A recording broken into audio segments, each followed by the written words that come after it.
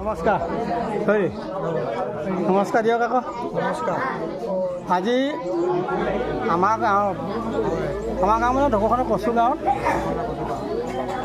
এক শ্ৰাদ্ধ সমাজ আছিল দহা আছিল সেই দহাত আমি অংশগ্ৰহণ কৰিলোঁ ইতিমধ্যে ভাগৱত পাঠ হৈ গৈছে ভাগৱত পাঠৰ পাছত আমি সেই ভকতসকলৰ পৰা আমি কিছু কথা জানিব বিচাৰিছোঁ আজি আপুনি এই সমাজত অংশগ্ৰহণ কৰি কি দায়িত্ব পালন কৰিলে আপুনি মই আজি সমাজত অংশগ্ৰহণ কৰি মই পাঠকী দায়িত্ব পালন কৰিছোঁ ভাগৱত পাঠ কৰিছোঁ ভাগৱত পাঠ কৰিলে কি ভাগৱত পাঠ কৰিলে আপুনি আজি আমাৰ ভক্তিমংগল নামঘোষা ভক্তিমংগল নামঘোষা ন প্ৰকৃততে ভক্তিমংগল ঘোষা শাস্ত্ৰহে সেইভাগি ভক্তিমংগল ঘোষা আজি ভাগৱতৰ ভাগ কি ওলালে ভাগৱত প্ৰশংসা সেই ভাগৱত প্ৰশংসা ভাগটি আপুনি প্ৰথমৰ যিটো কোট আপুনি অকণমান শুনাব নেকি আদি কীৰ্তন নামৰ ধৰ্ম দেৱতাই গুপ্ত কৰিলে ঈশ্বৰৰ আজ্ঞা অনুসৰি অঁ সেইটো বুজিছোঁ আপুনি এইটো কি সুৰত গালে ভাল হ'ব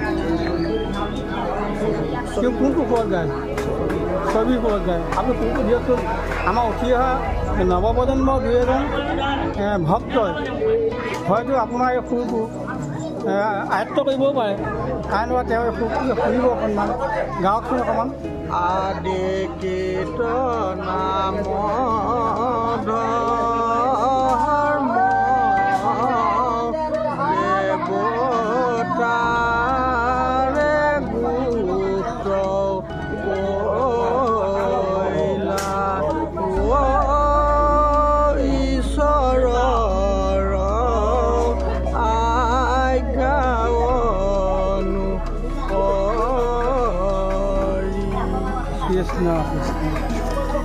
তাৰপৰা আপুনি ভক্তিমংগল ঘোষা শাস্ত্ৰভাগী পাঠ কৰি কেনেকুৱা পালে আজি মই বহুত ভাল পাইছোঁ সমাজখন ভাল পাইছোঁ আজি মুকুন্দ টকা লিখা নিচিনা লাগিছে আপুনি এই ভক্তিমংগল ঘোষা শাস্ত্ৰ পাঠ কৰা কিমান বছৰ হ'ল মই আজি 4 বছৰ বহি দিছোঁ 4 বছৰ হৈছে ন ভৱিষ্যত আপোনাৰ সুসঞ্চালত আৰু ভাল হয় ন ওচৰে ভালে লাগিল বাৰু ঠিক আছে মই সেইজন নমস্কাৰ দিয়া এইজন হ'ল আমাৰ গাঁৱৰ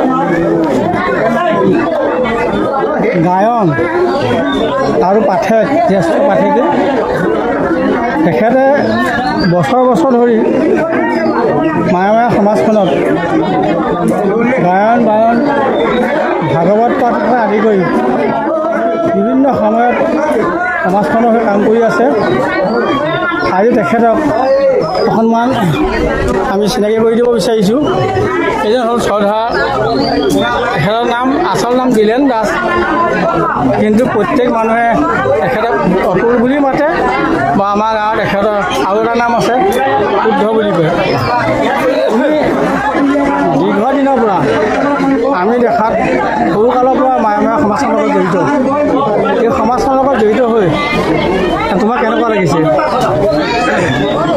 আজি প্ৰায় মই এই সমাজত জড়িত হয় 20 বছৰ হ'ল ন বছৰ পাৰ হৈছে 20 বছৰ হ'ল ৰাইজৰ লগতে আছোঁ আৰু এই 20 বছৰৰ ভিতৰত তুমি মৃদং জানা বা গায়নৰ সমস্তখিনিয়ে তুমি জানা ভাগৱতৰ ভক্তিমংগল ঘোষা যি 49টা ভাগ আছে 49টা ভাগৰ জাত মাত সকলোখিনি তুমি আয়ত্ব কৰিছা এই শিক্ষা তুমি কাৰ পৰা লৈছিলা এই শিক্ষা মই মোৰ সুন্দেশ্বৰ দাস এই সময় তুমি দাস তেখেতৰ পৰা মই আয়ত্ব কৰিছিলোঁ। হয়, আমাৰ গাঁৱৰ এসময়ৰ বৰগাঁও বুঢ়া মায়মীয়া সমাজৰ এজন আগশাৰী শিৰোমণি গাঁওবুঢ়া আছিল শ্ৰদ্ধা ক্ষীণেশ্বৰ দেউতা। হয় হয় তেখেতৰ পৰা এতিয়া তোমাৰ চচুবুঢ়া আছিলে। সেইজন গাঁওবুঢ়া থাকোঁতে সমাজখন কটকটীয়া হৈ আছিল। তেখেতে সমাজখন সুন্দৰভাৱে চলাইছিল, পৰিচালনা কৰিছিলে। এতিয়া ভক্তিমংগল শাস্ত্ৰ আজি এই সমাজত কোনটো ভাগ আজি ইয়াত পাঠ হ'ল? মুখাৰ ভাগ আছিলে ভাগৱত প্ৰশংসা। ভাগৱত প্ৰশংসা ভাগটি যিমানখন পৰা হয় এনে অকণমান দিয়কচোন। হয় হয়, আজি নাম ধৰ্ম দেৱতায় কৰিলা ঈশ্বৰৰ গায় অনুসৰি ঐ মহাধৰ্ম নাৰায়ণে ব্ৰহ্মাত তীৰ্থ কৰি বহিলন্ত জানা তথ্য কৰি ব্ৰহ্মানাৰায়ণ